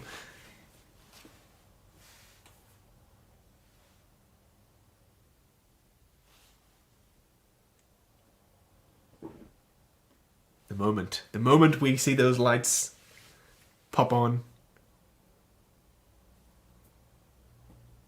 we're all sitting in suspense. Oh! Ooh, that was loud. Oh my. That is so cool. That Look is at the awesome. way the lights like matrix up the side. I love that. That's there. badass. Like it's constantly pumping or working. That is awesome. Wow. Powered up right now. I don't know if you can hear it. Oh, we can hear it. But yeah, and so I really should have planned this a lot better. I'm sorry. It's fine. Oh, cool. It's coming. It has different, like if I press the activation button on it, it'll make the throwing sounds. It'll overheat, and the vent will it'll vent e-cig smoke. Without Oh, nice. Oh my god. It is burnt marshmallow flavor. Of course. I and love it's it. on an Owl's pack frame, but it's an aluminum motherboard with a fiberglass shell. It has all aluminum greeblies and like real clippered valves. Nice. And real Dale resistors on it. There are parts that I've procured from all over the place that are really hard to get now because people have realized what they're worth and what they're used for. And so Of course. and in Canada, we don't have the same kind of surplus stores that are available in the States. So a lot of the stuff had to be ordered abroad. And it wasn't the cost of the actual items that killed me, it was the shipping. So yeah, of course. Being in Australia, you guys must know a little bit about how yeah. stuff shipped. Big time. That is so cool. Yeah, that is awesome. Now the things that I bought look boring Really compared to that. Damn. Yeah, shipping can be pricey. Yes. Especially when it comes to when you want things quick. The things we do as collectors. I'm pretty sure I see in the background there, Paul has the Black Series Mandalorian helmet, which we still do not have here in Australia, unfortunately. Hopefully soon. Paul, is that the Black Series Mandalorian box from the helmet that I see in the background? Yes.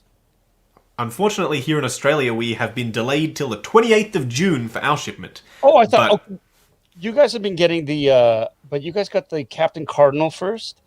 And yes, we did. Yes. TK yes. Helmets have come first, so you're getting a lot of stuff that we haven't gotten yet. And we have the, it's the Wedge helmet, right? Or is it? Yeah. It's Wedge, right? Yeah. That is already out here in Zing Pop Culture is the store that's they've already released that. I was tempted to get, if they release a Carson Teva helmet, I'll buy that. But I have the Black Series. It's off camera, the X-Wing, the Red 5 helmet, and that's enough X-Wing goodness for me for now. I see you've got a badass one in the background too. Yeah, that's the Black Series one. All the helmets behind me are Black Series. Yep. And then the Anovos are in the other room. that I actually use for when I do studio recording. I do work as well, and so like I need the room where I can just sort of close it off, and I've got the foam paneling and stuff like that. Yes. And I have the majority of my Black Series. All my action figures are sort of stacked in that room right there. But it's a very crowded room.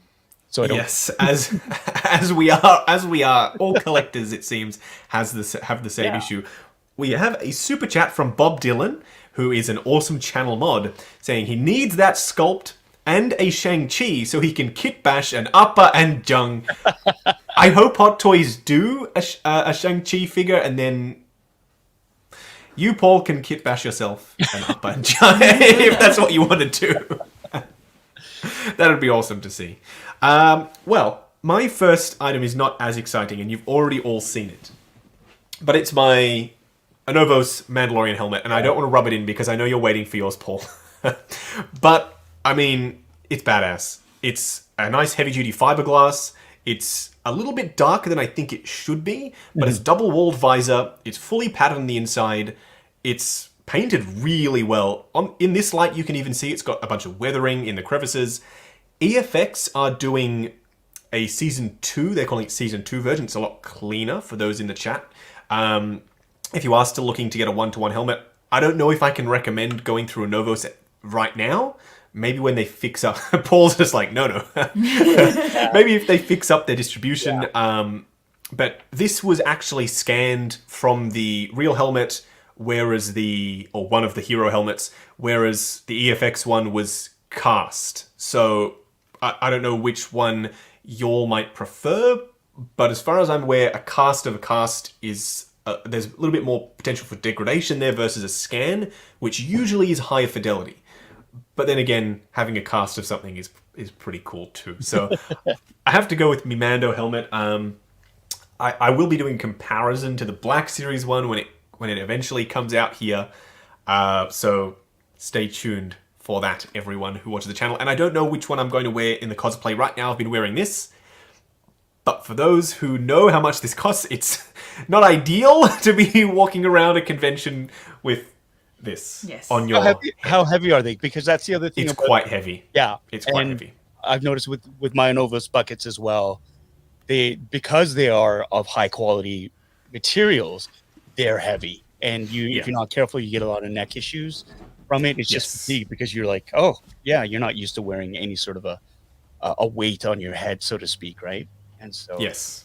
Yeah, it's cool. So it can be a little bit... when I did the photo shoot with the Mandalorian cosplay, full cosplay on, it's a little bit heavy. So hopefully that Black Series one it's lighter, right? The Black Series one. Yeah, no, it's because it's mostly plastic. It's a high impact plastic though, but in terms of weight, it brings it right down.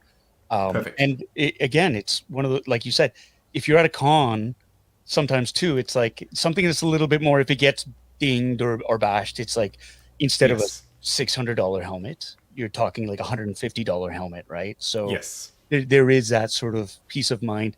And for my Black Series stuff too, it's like if my kids want to play with them, it's like go play with the Black Series stuff. I mean, they're meant to be played with. They are. Yeah, it's cool.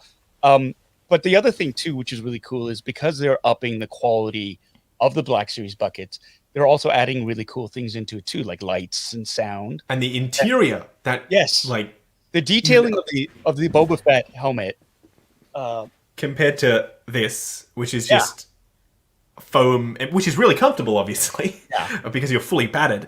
But the interior of that Mando helmet is just stunning. There's a whole heap of detail on the inside there, which they, I assume, had to create themselves because there's no real massive amount of reference for that. No. And also, I did promise my audience that if I do, or when I do wear my Mando cosplay to con, I would leave the helmet on.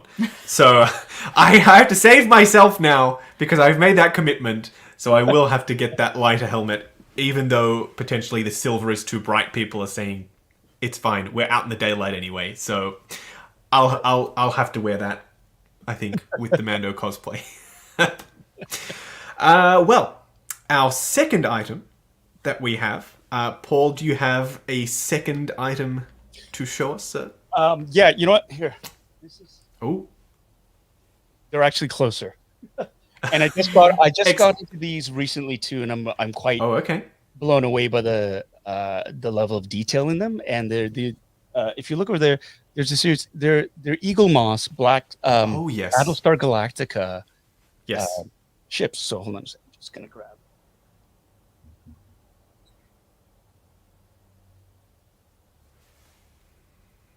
I'm so jealous that it's warm over there. I saw him wearing shorts before. Well, it's their summer. And I was thinking, I wish I could wear shorts. Is it summer for you guys right now, Paul?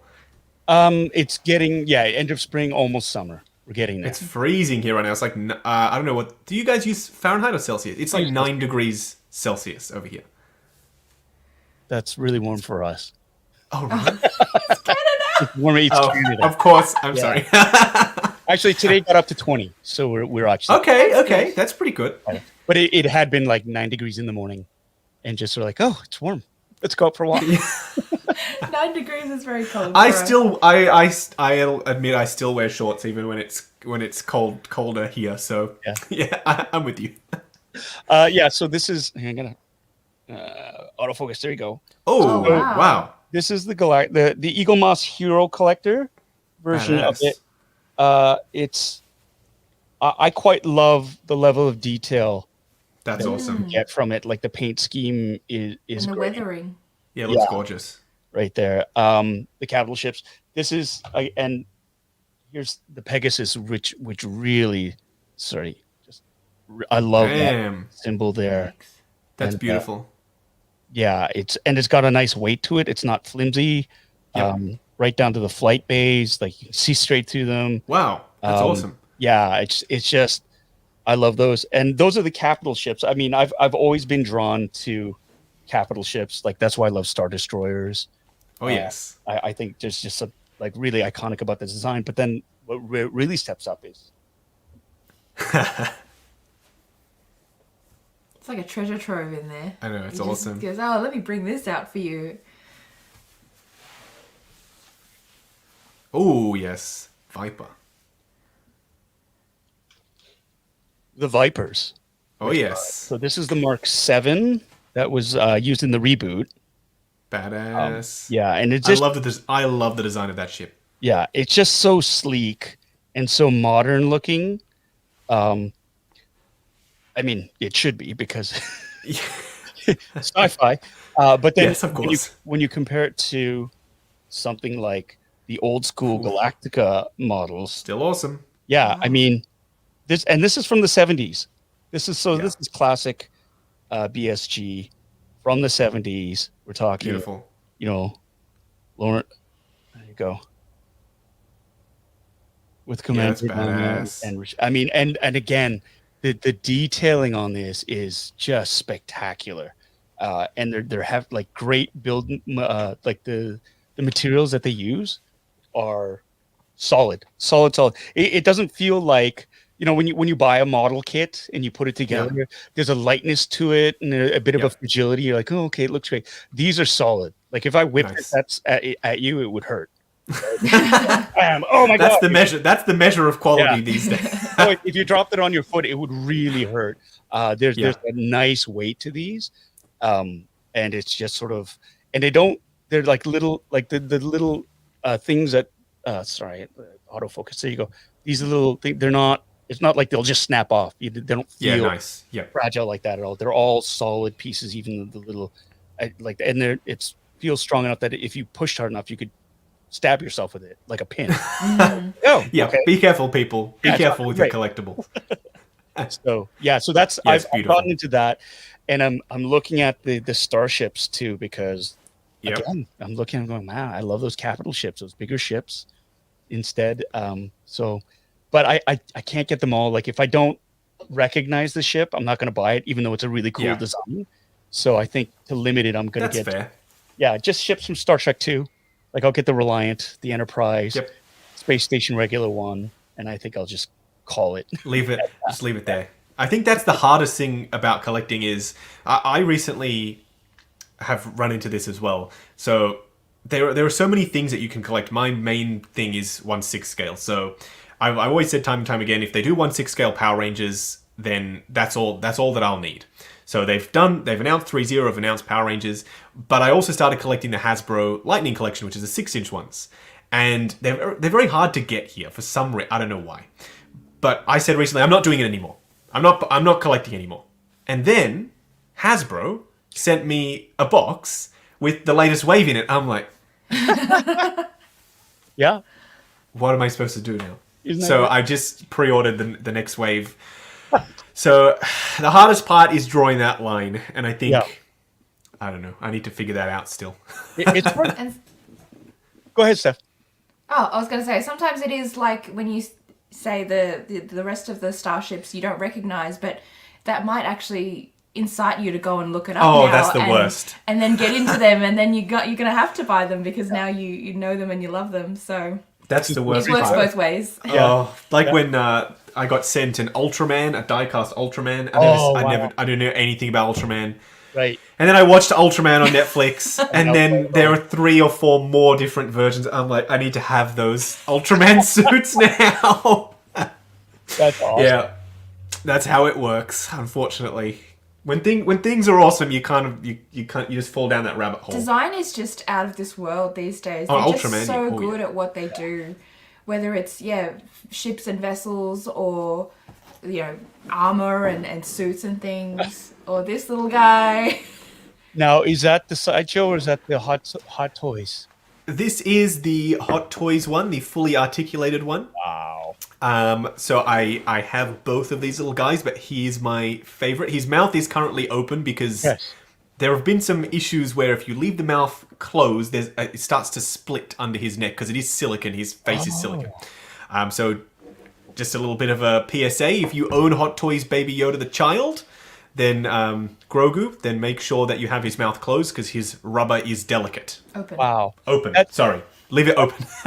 That's incredible because that's the thing, because I have the Sideshow statue of it, which is beautiful, but I've held the real, the hero puppet that they've used on set. Because I'd be friends with the props department, and so that's awesome. Yeah, and so I got the whole, and that was the one thing. I was like, oh my god, the Sideshow sculpt it's spot on until you touch it, and you go, oh yes, it's a statue. Whereas I did not know that the Hot Toys one was silicone. Yes, his main front dome is, and then the ears are magnetic. I'm so sorry for everyone. Oh god, that's trigger warning. So his ears can be switched out for ears that go down a little bit. When he's sad, obviously. So his ears are a more rigid, but they've got like this translucency, this refractive nature that skin often has, where it picks up the light and it sort of has this translucency to it. So he does look and feel, in my opinion, a little bit more realistic than the Sideshow one, which I love the Sideshow one as well. But I do think that this guy is my favorite out of the two. Wow. So he had to come in because, it's Grogu. He's awesome. How could you not? And you can pose him around. He's about to eat the mythosaur necklace, as you can see, being the naughty child that he is. But yes, if you are interested in a child, I do recommend the Hot Toys one. The Sideshow one's great too as a statue piece. But this guy can be fully posed, which is always a nice benefit. See if we can leave him. He can't stay in shot, otherwise he'll hide Steph, unfortunately. But he's my second favorite item currently in the collection. Life-size Hot Toys Grogu. You can't. I think you can't beat him. He's awesome. He's kind of creepy though. When you walk into the room and you see the light just reflecting off his eyes, out of the corner of your eye, you catch it. You're like, whoa! What is that? So just be prepared because he is. I've seen people saying that they're going to put animatronics in theirs, which technically, because the jaw is articulated and the face is rubber, you could dismantle it and use that skin. I know this sounds really creepy, everyone in the chat, dismantling a Grogu and using just the outer skin, but you could. You could potentially put animatronics and servos in there. I'd wonder though how. Yeah, but I wonder how durable that skin is, because if you're saying if you leave the mouth closed, it's split. Yes. Then do you really want to risk cutting it like? I wouldn't. Yeah. I wouldn't, but there are much more adventurous people than me out there, I have discovered. So I reckon if you wait long enough, one will come. I think someone will make Regal Robot does really awesome, high quality stuff. Sometimes one-off stuff, and they are licensed. They did a Chewbacca underskin faceplate thing for Adam Savage, tested with the wires that control the jaw. When he opens his jaw, Chewbacca's lip curls up. I mean, if anyone was going to attempt an animatronic child, I think they potentially could be the ones to do it. So, nice. We shall see. Watch this space. Watch this space. Your third item, Paul. What have you? It's in the back room. I'll be back. Okay. I'm doing this to you. I'm so sorry. It's fine. I'll answer some chats while you're going to grab it. I'll go and grab that Furby as well. Oh my god. Okay, just try and keep him relatively subdued.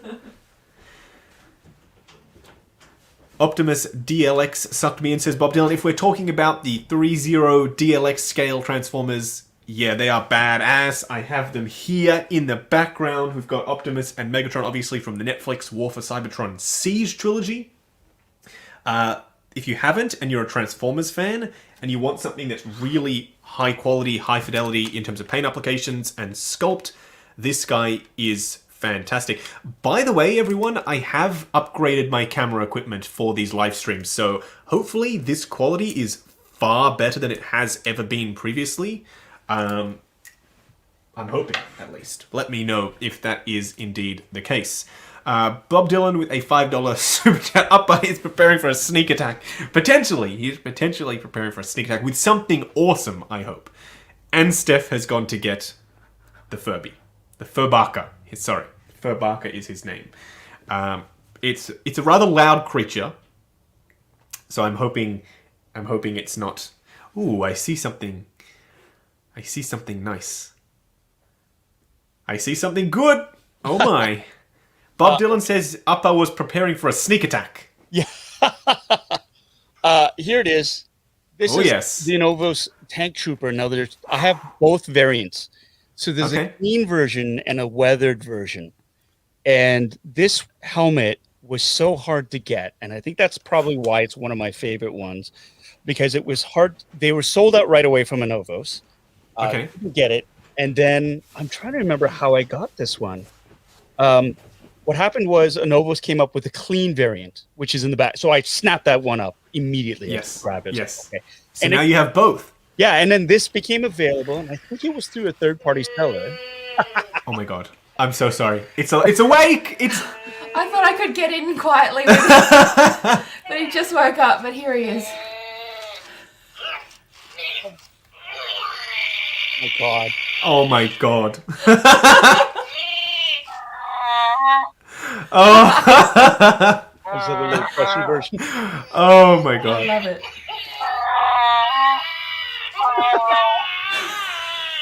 I have no. I'm gonna try and put it to sleep. Yeah, let's silence him for now, and we'll revisit him in a minute. Oh my god. So, I actually went out and I got like a 3D printed version of this from another. Okay. Yes. Who did it? And sort of measured it to my size, to the specific. Like he got me to measure my head basically, and I went and got it. And so I went and. So this is a 3D printed version of it, and it's as close as they could get it in terms of the sculpt at the time because they were going off of screen, and it was at the time one of the more accurate ones. It still looks great. It does. It's great, but if you look at the size comparison,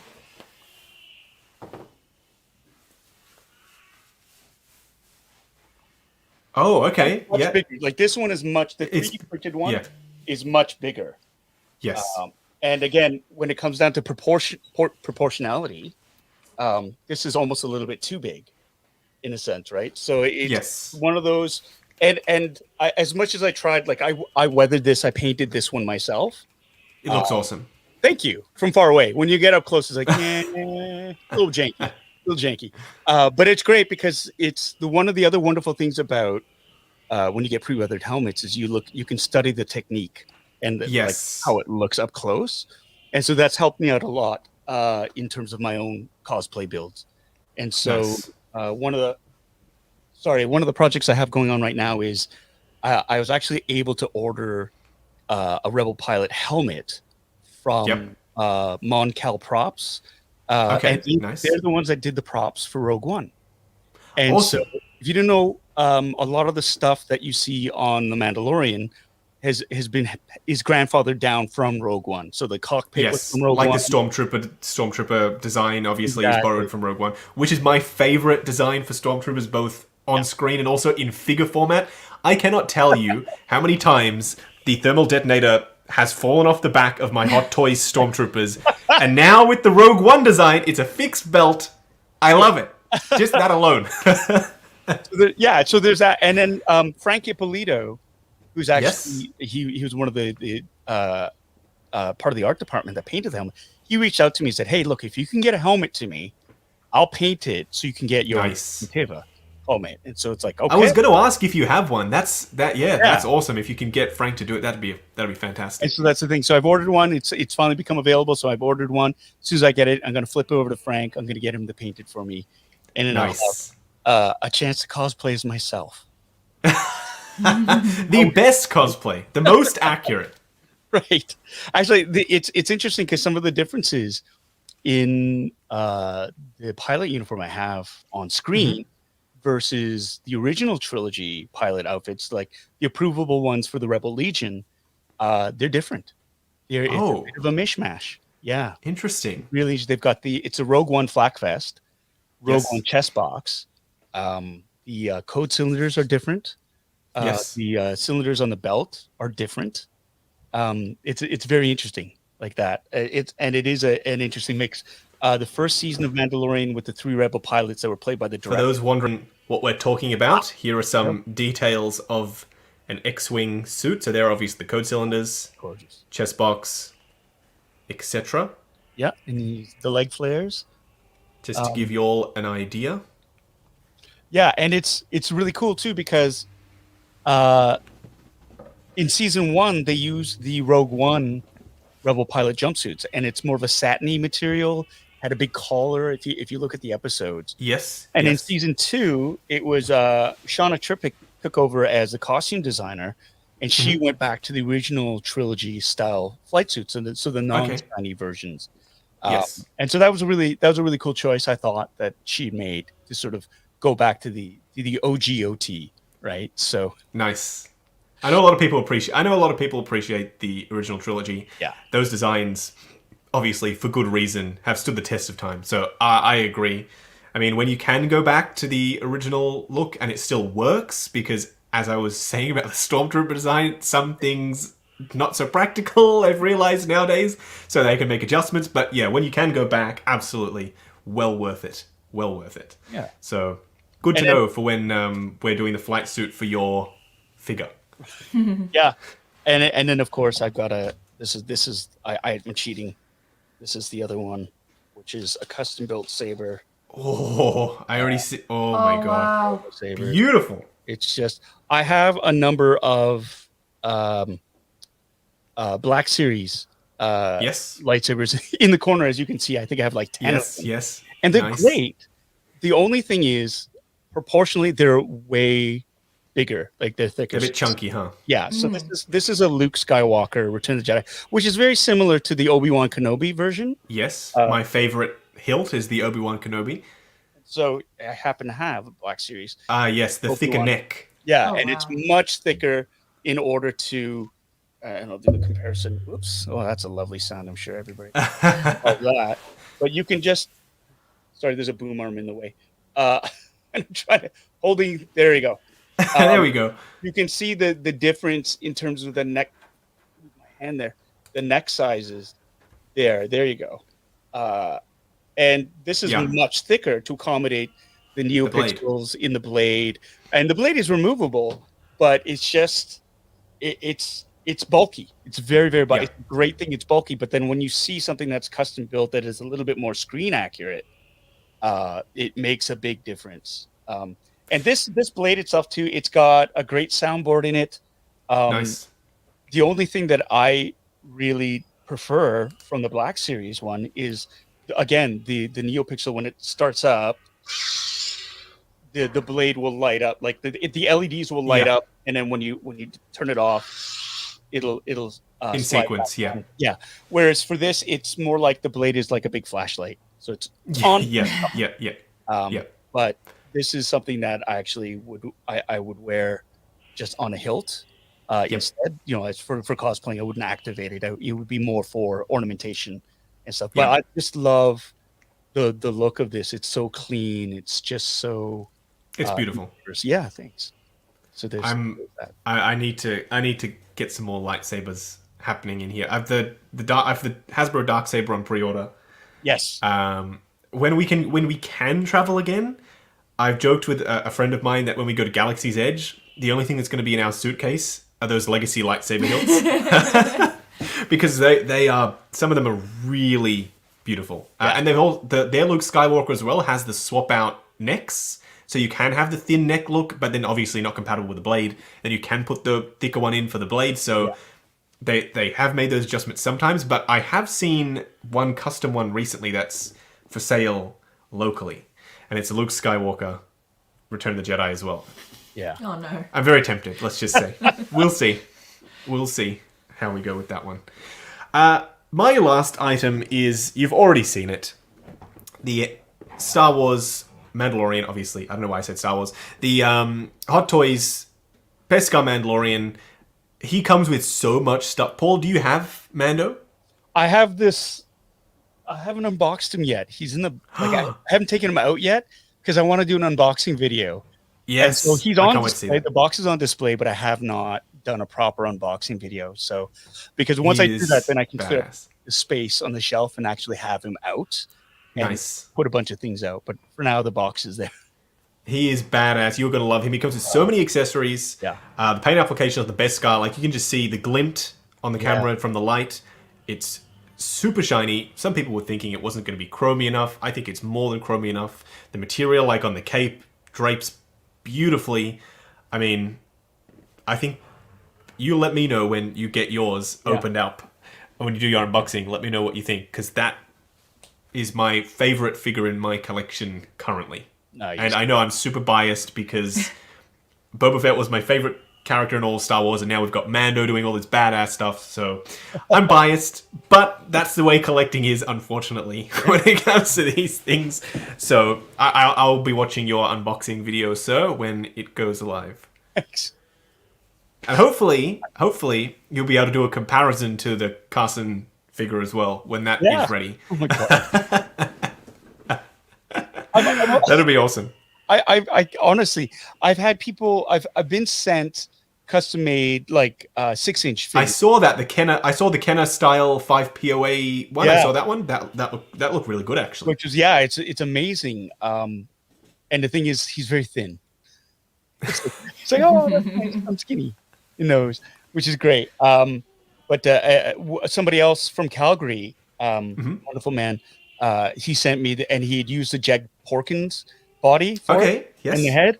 I was like, oh, because I think I'm a little bit thinner than Jack, but a little bit thicker than some of the other ones. So it's the balance. Sweet spot in between, Then I'm kind of like, oh, okay.